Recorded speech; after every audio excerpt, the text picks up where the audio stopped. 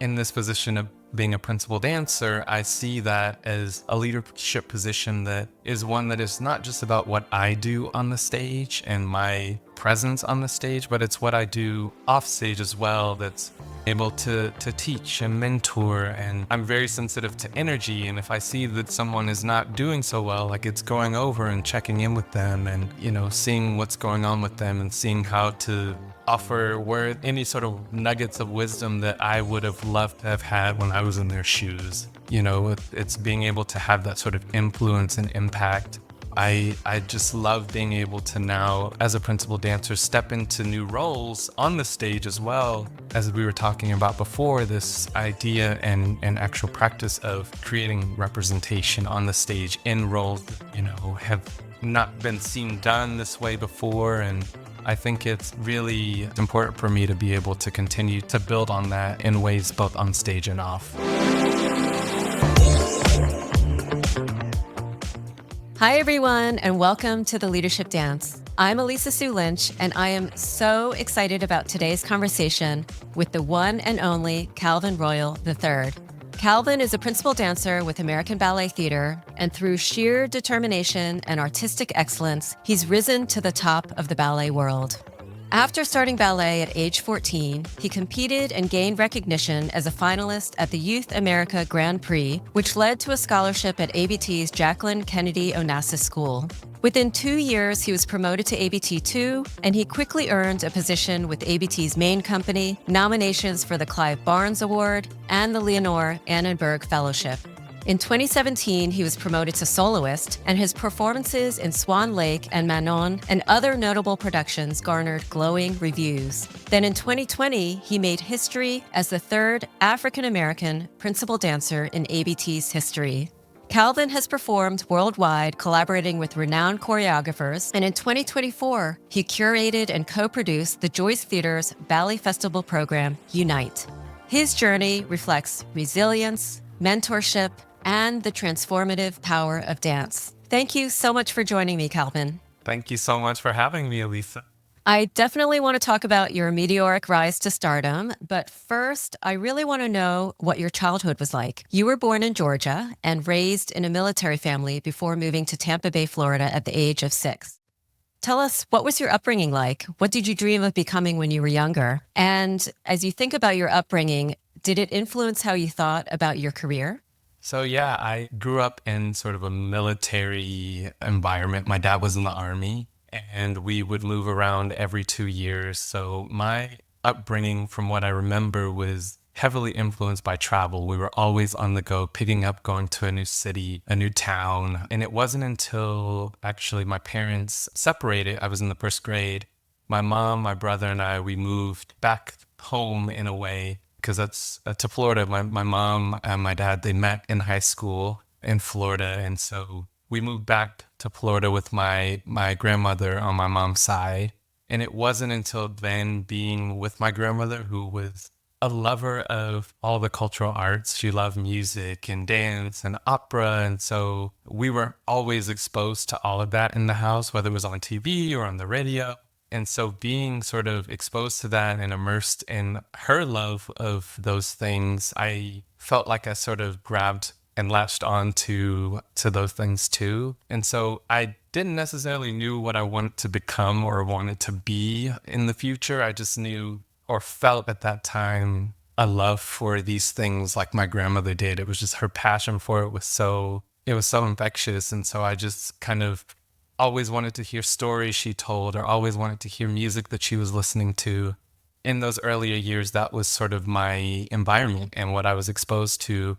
And so it was really just about that, following in her footsteps, that love and that passion that she had for it. That's wonderful that you grew up around so much culture. And I'm curious, what type of music did your grandmother listen to? In the house, it was a lot of gospel. She loved soul music, R&B. She also really loved classical music, and she would actually, when my brother and I were really rowdy, or my mom would be working and she would put us in the car and we would go ride around the neighborhood, and she would put on the classical music station and we'd fall asleep. Like, it was so relaxing for us, and it was probably relaxing for her that she didn't have to deal with us running around. But she loved it all. And so we heard it all and was exposed to it all. So you didn't start studying ballet until you were a teenager, which is relatively late. How did you discover your love for dance?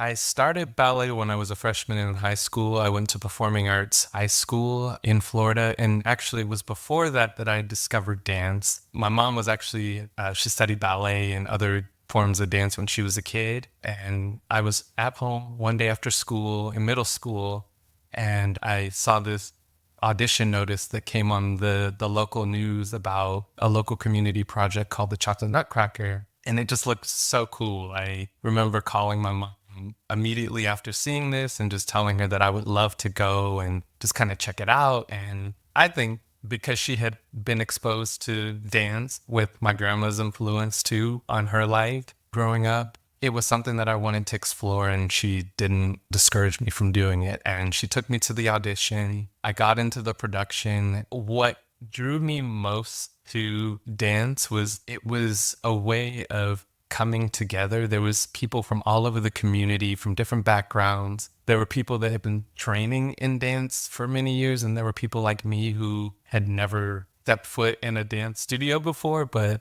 being surrounded by all of these different people from different backgrounds and putting together this production was so exciting for me. We would learn routines in jazz dance and West African dancing and hip hop, and it was just such a rich exposure to this way of expressing myself that I didn't really necessarily have before growing up, moving from town to town in a military family. And I just remember falling in love with dance then and there when I first joined the Chocolate Nutcracker. And that's sort of over the years what led me into wanting to study music, because I remember telling my grandma that I wanted to learn how to play the piano, and she bought me this keyboard one year for Christmas. So I was learning how to play music, and I thought that that might have been a path that I would go down.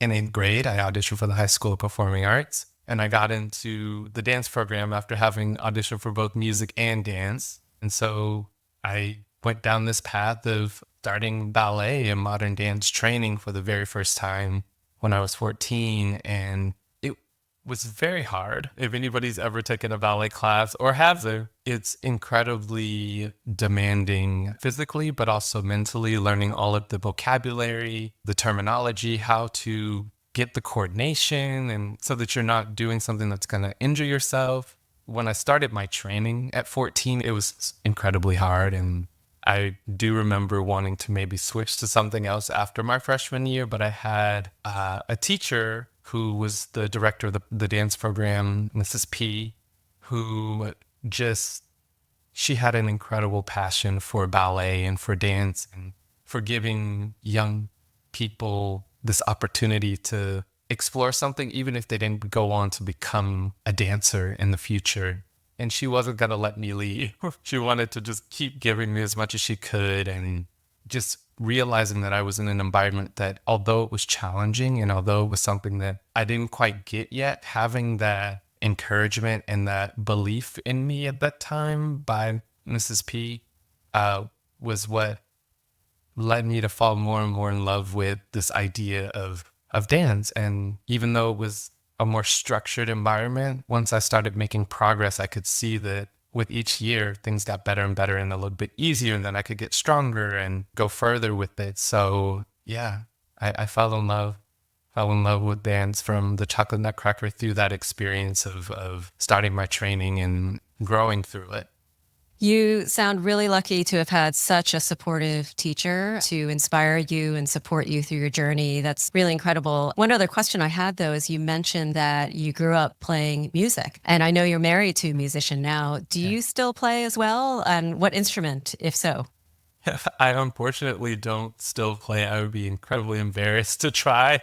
I love the piano, and yes, my husband is a pianist, and I think that music is such a vital part of my life and what I do as a dancer, because that's what gives the momentum and rhythm and breath. And it's actually what helped me in those earlier years to sort of translate the structure of ballet, like having those rhythms and the music that I learned from being in the Chocolate Nutcracker, but also studying a little bit of piano, helped me learn and pick up choreography and steps once I started training more in ballet. My mother was a classical pianist and she taught piano in our house while I was growing up. So I also grew up with her practicing piano classical in the morning and then just hearing all the students throughout the day. And I also studied piano and felt like when I was dancing, I also loved the musicality and that also inspired me. But then when I got into modern dance, sometimes it was very discordant music or even dancing into silence where you have to create your own music. But I have always felt you, Calvin, in particular, are such a musical dancer. You really bring out that through your performances, and it just feels really holistic when you're performing.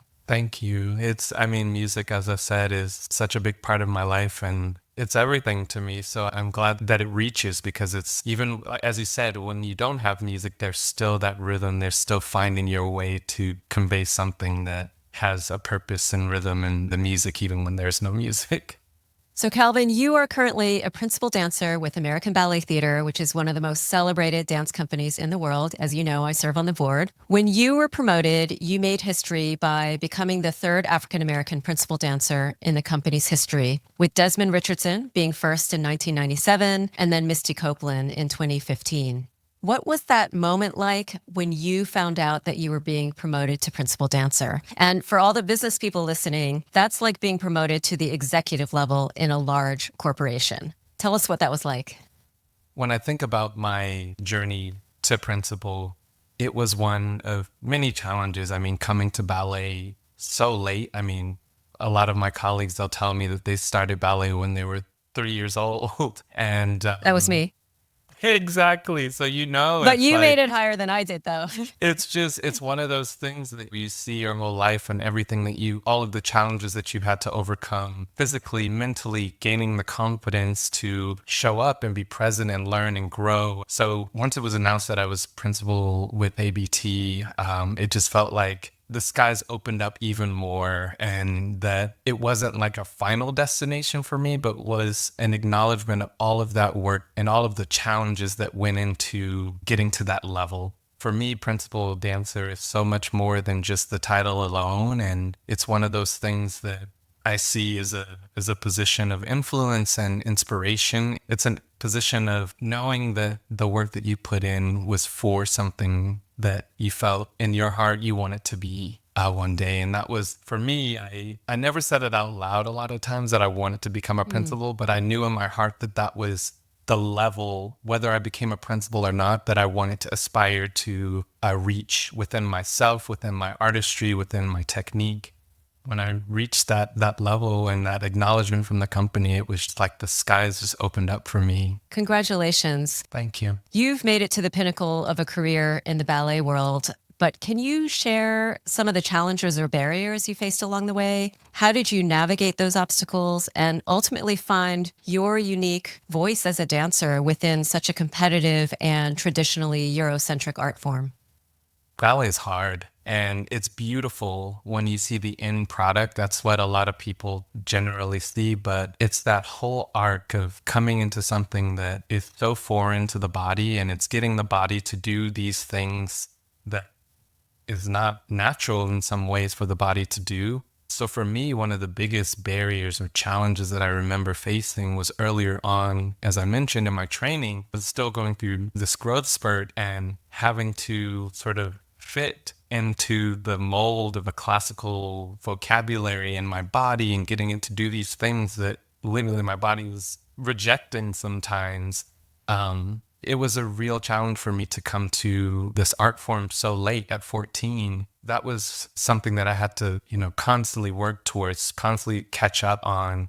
I realized over the years how competitive ballet can be. It's, still one of those things that not everyone can do. And once you reach the top of the ballet world, there are still so few spots, even in our own company. It's like, there's a certain number of performances that you get every season. And sometimes you might get only one chance to get out there and not only prove yourself for the next opportunity, but to, do everything that you've been working to do. And because it's a live art form, sometimes, you can't say cut and go back and do an edit. It's like this is living and breathing. So, it was that, it was learning how to advocate for myself, at different stages of my development where in my mind or in my heart, I felt like I was over there. But in reality, I still had 2 or 3 more years before I could reach that level that I felt in my heart I wanted to be at a certain stage of my development. Can you talk a little bit more about what did that look like, advocating for yourself? Most ballet companies are very hierarchical. So, you have apprentices that first join the company. You have the corps de ballet, which is a step up from that. You have soloists who get opportunities to perform more featured roles. And you have the principal dancers, which, as you said, is like being a top level exec of a company. And so going in and advocating for yourself, let's say I was in the corps de ballet, which is sort of the lower rank of the company, going into the artistic director's office, scheduling a meeting, and what I remember doing was writing down sort of a wish list of roles or just goals for myself for that year or your 5 years down the line, and sharing very transparently with my director about what those things are and why they mean so much to me and why they're important that I focus on them, even if they weren't on the radar of my director. And so I think having done that, sometimes it worked and sometimes I would have to go back in 3 months later or 6 months later just to keep that conversation going so that the other side knew that I really wanted this. I really wanted to grow. I really wanted to become all those things that were on that wish list of mine to become. That's what, for me, advocating for yourself or for myself at the time looked like. It was something I felt was important to at least get it out so that it didn't just sit here in my mind that I was sharing that. I was just thinking it's wonderful that you did that because even in business, it's so important that we advocate for ourselves. And I had to learn that. And I didn't learn that until I became a manager and I was then managing a team of people. And some people would come in and advocate for themselves saying, hey, I really want to get promoted to the next level. When is that going to happen? Most often the men would do that. And then other people would come in and just talk about what they were working on. And I remember that planting in my mind, the person who came in and said, hey, I have these aspirations, then that was in the back of my mind. And so I do think advocacy and getting comfortable doing that for ourselves is really critical if we do want to advance in our careers or get new growth opportunities. So that's wonderful that you did that. Did you have more thoughts around the barriers or challenges that you faced? Or if I can be frank, the ballet world is definitely moving forward in terms of representation on the stage, but also behind the scenes, the people in positions of leadership, the coaches, the people that are recruiting new talent from the level of the school, the company. But I do remember when I first joined the company and the school even, it was challenging for me to see sort of where I fit or the possibilities of how far I could go because there were not always folk that looked like me in those positions that I aspired to. And so I think that was something that I also remember having to sort of question and navigate because it just wasn't always visible in my environment. As it was, for example, back home in the Chocolate Nutcracker, there were Black kids, Asian kids, Latin kids, like people from all different backgrounds. And so you come to a space that the pool narrows and you look around and it's like, well, I get that opportunity if I have the skin or if I, will they see me as just as good as so-and-so? So I remember there were a lot of questions back then that I had because there was this feeling of not an incredible amount of representation. it's so powerful walking into a room where there are other people who look like you. And I still feel that when I walk into a room of all Asian American executives, immediately you have some shared experiences and perspectives. But it's great to have that community. But honestly, you are such a role model in your role as a principal dancer at ABT. So now people can see themselves in you, which is incredible. Thank you. Yeah, I love that. And I hope that will continue to be something that is a priority for the ballet world specifically, because we want to show this beautiful arc and array of talent, but also talent that is representative of the world in which we live. So in 2019, when you were still a soloist with ABT, you made a major debut as the lead in George Balanchine's Apollo. And in a New York Times article, you said that Apollo represents leadership to me. Talk more about that. What does leadership mean to you, and how do you approach embodying leadership through your performances and in your life? Are there lessons you've learned from dance that have helped shape you? Yeah, so leadership to me is being in this point of my life and career. I have been able to see and look around and see those leaders in life that really made an impact on me and others. And as you mentioned, Apollo was one of the first major roles that I was able to perform as a soloist. And in ballet, for those who aren't familiar with the role of Apollo, he's this sort of guiding figure for his muses in the ballet that are in the cultural arts. So there's dance, music, mime, and helping to sort of cultivate their artistic pursuits. And so in this position of being a principal dancer, I see that as a leadership position that is one that is not just about what I do on the stage and my presence on the stage, but it's what I do off stage as well that's able to teach and mentor. And I'm very sensitive to energy. And if I see that someone is not doing so well, like it's going over and checking in with them and, seeing what's going on with them and seeing how to offer any sort of nuggets of wisdom that I would have loved to have had when I was in their shoes. It's being able to have that sort of influence and impact. I just love being able to now, as a principal dancer, step into new roles on the stage as well. As we were talking about before, this idea and actual practice of creating representation on the stage in roles that, have not been seen done this way before. And I think it's really important for me to be able to continue to build on that in ways both on stage and off. Wonderful. Last year, you curated and co-produced Unite, a global celebration of ballet at the Joyce Theatre in New York City, which was one of my favorite theaters to perform in when I was dancing. You brought together dancers from 9 companies and 17 choreographers in the festival. That is quite an accomplishment. Tell us more about Unite and what were your goals? Yes, thank you. It was one of the largest undertakings that I have been gifted and be a part of. Unite for me came out of this idea of wanting to showcase the beautiful array of artistry and diversity in ballet today, and have it as a celebration with all of our different cultures and background. I really wanted to also bring together some of the most impactful pieces and choreographies and choreographers in the ballet world who are both established and emerging. So we had choreographers like Balanchine and Kenneth McMillan and other notable figures in ballet that have gone on to create hundreds of important works. But we also had newer choreographers of today that I had been sort of eyeing at different showings and on social media, that I really wanted to give these artists this space and opportunity to create something new and create something that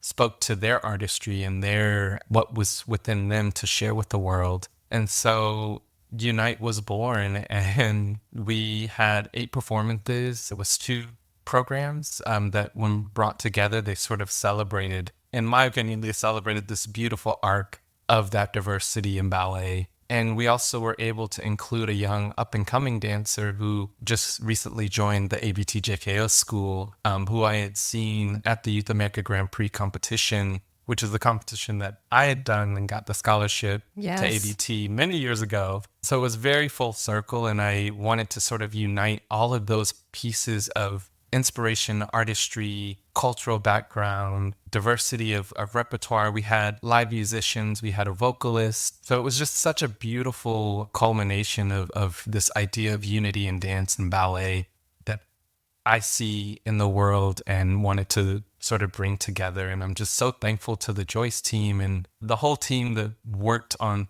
helping me bring this vision to life, because this is the type of thing that I want to continue working towards in the ballet world, is to really celebrate all of the things that make us different and unique and special in our own way. That's not to sort of diminish the quality, but to showcase that quality is out there, and why not bring us all together and celebrate that? That's what we do with Unite. You're speaking my language.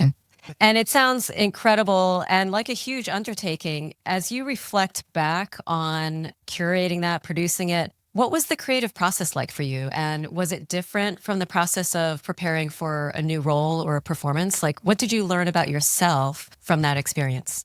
One of the biggest things at the very beginning of the process was devising a budget. In putting together performances, it's so many costs that goes into producing a performance. And it's the artist costs, it's the crew, it's the costumes, it's the lighting, it's all of these elements. It's being able to go out and do the fundraising to make sure that the artists are happy with what they're getting compensated to come and do. And the biggest thing that I wanted to make sure of through this process and that I learned about myself was that I wanted this to be a great experience for everyone. I didn't want anyone doing this to feel like they were doing me a favor, but that they were part of something that was them sharing and contributing to the bigger idea of unity and coming together and being this fearless, bold, talented community. And so on the artistic side, as I mentioned before, I started with the artist. I started with the choreographies that felt impactful, not only to the history of the dance world, but to me personally. And I just, knowing all the artists that thankfully said yes to signing on and doing this with us, I knew that they were good people, and I knew what they'd done in their respective careers, and to be able to bring all of that energy and momentum and just excitement and celebratory spirit to this, it just inspired me to want to continue to do more of it. You know, unity is something that we need today more than ever in this world. And I'm curious, is there a Unite 2 in the works, or is that something you're interested in doing? Oh, 100%. Even as we were in the process with the Joyce Theater of co-producing this together, there were the conversations about how can we build on this momentum and how can we make it even more of that celebration into the future. So stay tuned for part 2. Awesome. Awesome. I'll be there this time. So, what else is on the horizon over the next year or so for you? What are you excited about? I will be with ABT. We're touring quite a bit in the spring. We're actually going down to the Kennedy Center in Washington, D.C. next week to perform a new production that we premiered in the fall season, Crime and Punishment. We're going on tour to Orange County with a production by Christopher Wheeldon called The Winter's Tale. To Seoul, Korea for the first time in many years on tour. Oh, very We're cool. doing, yeah, it's really, really exciting. We're doing a gala program of different works from ABT's repertoire, from the classics to more contemporary, newer ballets. And this coming season in New York at the Metropolitan Opera House, which is for me the stage where I sort of grew up performing with ABT since joining the company in 2010. We have our 5-week season in the summer from June 10th through the middle of July, where each week it's a different production. So I'll do Swan Lake, I'll do Giselle, I'll perform in The Winter's Tale, Wayne McGregor's Wolfworks, which is a very contemporary take on different stories based on Virginia Woolf writings in her life, which is really exciting. And then we have a little bit of a break for the summer. I'll go and perform at the Vale Dance Festival this summer again, which has been such a creative and artistic home for me during the summers when we're on break from ABT, working with dancers from all over the country. And then we're back to rehearsals for our fall season with ABT in September. I love that ABT is bringing in new choreographers to create work on the company, or even just restaging other companies' productions. It's really mixing up the repertoire quite a bit, which is exciting. And I also love that you are doing so many performances later this year. So everybody has to go see Calvin. Really, it's like must not miss. Okay. Thank you. Since this podcast is to help people with choreographing their careers, I also have to ask, have you started thinking about what's next for you after your performing career? Not that we want you to stop dancing yet. Yeah, so I think I've gotten more comfortable over the years with thinking about sort of that next chapter or next stage of life and career. And having had this experience in producing and being able to bring artists of diverse backgrounds and experiences together, I definitely want to do more of that into the future. I have been, as early as I can remember, I've kept so many journals, and I only recently started going back and reflecting on those times when I first moved to New York and when I first joined the company and what those experiences were like and what was going through my head at that time. And I've learned so much over the course of my career that I would love to explore sort of a literary path as well, being able to share those experiences and sort of illuminate nuggets of wisdom that I've experienced and were given over the years to inspire that next generation. And of course, as you said, I don't want to leave the stage too soon, but I definitely want to continue to deepen my artistic experience and interpretations of roles that I've done and debuted, and I want to continue to build on those. So I just want the sky to be the limit. I love that. So tell us, what do you enjoy doing when you're not rehearsing or performing? Aside from just completely resting, because being a professional dancer is a very physically demanding job. So when I'm not dancing, I try to balance that with rest and sort of like a very zen environment. But I love to be in nature. My husband and I, we actually, on some of our breaks, will go and visit some national parks and just sort of be immersed in the beauty and glory of feeling this big in the universe. So I think for me that's gold, is being able to be in nature, do hikes, sometimes do nothing, and just be and look around and see the beauty of nature. I love nature too, and I definitely want to have you guys out to visit me in the Pacific Northwest. It's really so gorgeous out here. We would love that. Okay, so what advice would you give to younger Calvin about navigating your career while staying true to yourself? There's so many things that I would say, but if I had to sort of distill it, it would be to not be afraid to be brave. I remember having a lot of questions about, am I good enough? Will I be able to reach this level? Will I not? Do I see anyone at that level that I want to be? And I'm just so thankful that over the years, gaining that confidence to be brave and to step into spaces that I didn't see myself represented fully, I would say to not be afraid to be brave. That's great advice. Well, Calvin, it's been an absolute joy to have this conversation with you. You are an incredible, beautiful performer, person, and role model for others. And I am truly grateful to have you as a friend. Thank you for sharing your leadership dance on the podcast. This has been so wonderful. Thank you for having me on, and to be able to share my story and my experiences is truly wonderful. Like, follow, and share the Leadership Dance, where we explore how to choreograph the career of your dreams and chat with visionary leaders who are breaking barriers in the arts and business worlds. Until next time, keep dancing.